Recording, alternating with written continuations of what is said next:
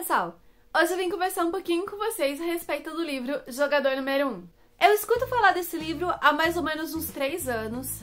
Ele foi um livro que eu acredito ter sido bastante hypado ali no meio dos booktubes. Pelo menos eu já ouvi bastante gente falando a respeito dele. E ele também já teve filme, ele já teve adaptação cinematográfica que vocês podem assistir. Eu só fui ler ele recentemente por causa da assinatura do Kindle Unlimited. Então eu e 2 amigas, a gente resolveu fazer uma leitura conjunta e ir comentando de acordo com que a gente atingia certa porcentagem do Kindle. Aqui a gente vai conhecer o Wade, um adolescente órfão que mora com a tia. E o Wade, ele não vai para uma escola normal, ele vai para uma escola dentro do Oasis. Oasis, ele é uma espécie de realidade imersiva, como se fosse um jogo de videogame, uma plataforma que lá dentro tem vários jogos, várias outras plataformas e jogos para você jogar. Dentro desse Oasis há também como você alugar espaços, por exemplo, virtuais para fazer salas de reunião e escolas de idioma, escola normal, enfim. Você cria o seu avatar e você passa então a interagir com outras pessoas dentro dessa realidade virtual. Dentro do Oasis existem várias formas que as pessoas usam para esquecer a merda que é a verdadeira realidade delas. O mundo, ele se acabou em poluição, é tudo cinza, é tudo sujeira, é tudo muito feio. Então as pessoas preferem passar o seu tempo, os seus dias dentro de uma realidade, dentro de um videogame, do que realmente vivendo. Bem, além de um adolescente órfão, Wade também é um caça-ovo. O que acontece é que a grande cabeça por trás desse Oasis, então o idealizador, o fundador do Oasis, ele faleceu e ele deixou no seu testamento que a pessoa que encontrasse, o jogador que encontrasse as 3 chaves, os 3 ovos e abrisse os 3 portões, iria herdar a sua grande fortuna.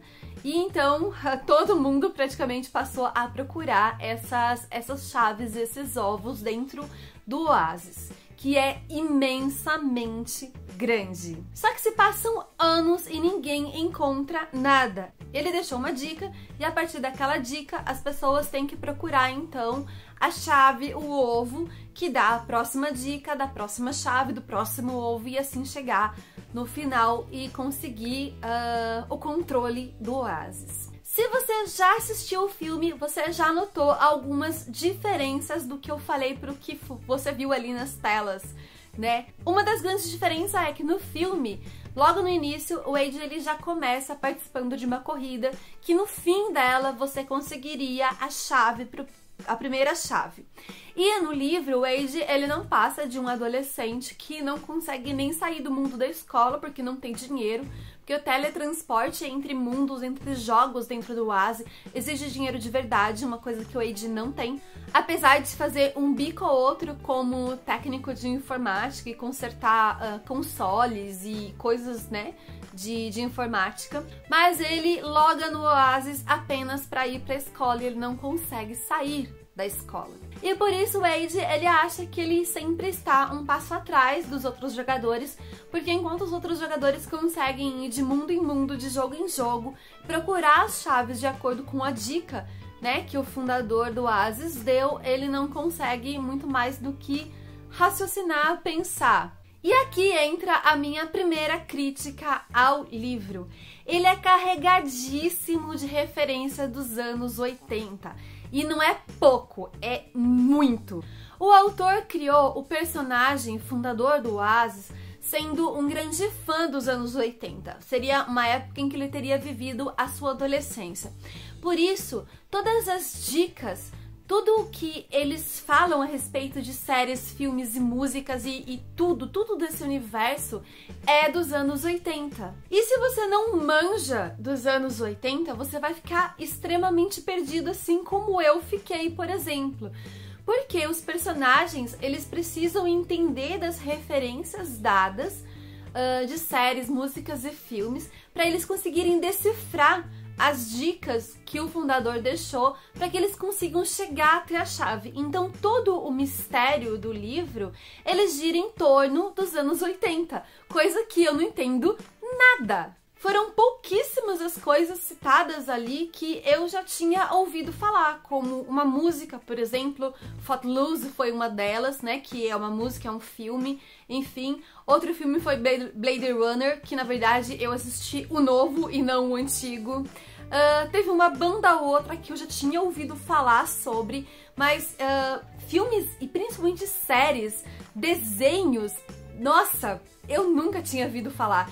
Então assim, o personagem ele ia decifrando as coisas e eu só falava, tá bom, tá ok, né, continua. E depois de certa porcentagem, eu confesso pra vocês que quando ele ia explicando a criação e todo o desenvolvimento da série, da música, da banda, do filme, eu simplesmente pulava porque aquilo estava ficando extremamente maçante. E falando em maçante, aqui entra outra crítica, outra coisa que na verdade eu não gostei dentro do livro, que foi os trechos maçantes. O personagem, o Wade, ele passa muito tempo sem fazer nada, sem procurar nenhuma informação, sem procurar nenhuma dica. Ele passa muito tempo sentindo pena de si próprio, pensando que os outros estão em vantagem dele, pensando na garota que ele gosta, na Artemis, que ele nunca viu na vida real, né? Porque ele vive dentro do oásis e ela também, então eles não se conhecem na vida real, eles só se conhecem ali dentro. Ele se apaixonou basicamente pelo que ele conhece da personalidade dela e pelo avatar dela. E nesses momentos parece que ele tá cagando pro fato de que ele pode ser o maior bilionário do mundo e ele pode sair da merda em que ele tá, sabe? Ele simplesmente não se importa com isso, ele só quer sentir pena de si próprio e de ficar atrás da Artemis. E, cara, isso é irritante demais. Fazendo aqui uma breve comparação entre o filme e o livro, se ele tivesse sido adaptado fielmente, né, pro cinema, eu acredito que ele não teria funcionado, porque, como eu falei, tem cenas que são extremamente paradas demais. O filme, ele ficou muito mais ágil, muito mais rápido, muito mais dinâmico, com muito mais ação, consequentemente muito mais interessante. O desenrolar dos fatos acaba sendo muito mais interessante. As missões mesmo, as dicas que o fundador deixa e a missão que a pessoa tem que completar, a partir do momento que ela descobre, né, que ela desvenda aquela dica, no filme também é muito mais divertido. No livro, ela só tipo assim, isso aqui, tira do lugar, pá, muda, ok, consegui, achei, passei. É claro que o filme, ele tem os seus pontos fracos, como o desenvolvimento de personagem. O desenvolvimento dos personagens, eles são muito mais bem feitos dentro do livro, que você tem muito mais tempo, né, pra passar com o personagem, pra entender o personagem, pra desenvolver o personagem. O filme, isso acaba sendo um pouco raso pra gente. Porém, tem personagens que são muito mais legais no filme, que são muito mais divertidos no filme do que no livro. Esse é o caso, por exemplo, dos irmãos, né? O Daito e o outro que eu não me lembro o nome agora, que são os dois irmãos orientais. E a própria Artemis, que ela é muito mais legal no filme, porque no livro ela é um chute no saco. E assim, eu confesso pra vocês que eu só terminei o livro porque era uma leitura conjunta. Eu tava curiosa pra saber quais eram as diferenças entre o filme e o livro. Eu queria saber, a partir do momento que passou a primeira porcentagem do livro, que eles fizeram a primeira missão ali, né? Que eles conseguiram a primeira chave e que foi totalmente diferente do filme, eu queria saber como que seria o restante, quais seriam as diferenças entre livro e filme. Eu gosto bastante de fazer essa comparação, mesmo pra mim ou pra comentar com as minhas amigas. Eu curto, mesmo que eu não traga isso aqui pra vocês, até porque às vezes eu demoro horrores pra ler um livro, né, que teve adaptação, ou não leio todos. Mas eu confesso que se tivesse sido um livro que eu tivesse pego, assim, aleatoriamente, eu não soubesse da adaptação, ou se não tivesse existido a adaptação, ou não tivesse tido um hype tão grande como teve, eu teria abandonado, porque o que mais me incomodou foram realmente a quantidade excessiva de referências dos anos 80, é muita mesmo, que eu não entendia nada.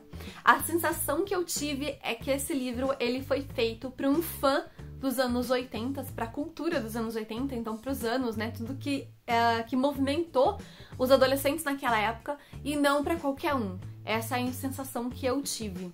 Como eu li ele no Kindle, eu não posso dizer nada pra vocês a respeito da diagramação, mas eu espero que vocês tenham gostado. Não se esqueçam de deixar o like no vídeo, isso é muito importante pro crescimento do canal e a divulgação do vídeo. Se inscrever se você ainda não é inscrito. E um beijo! Até a próxima!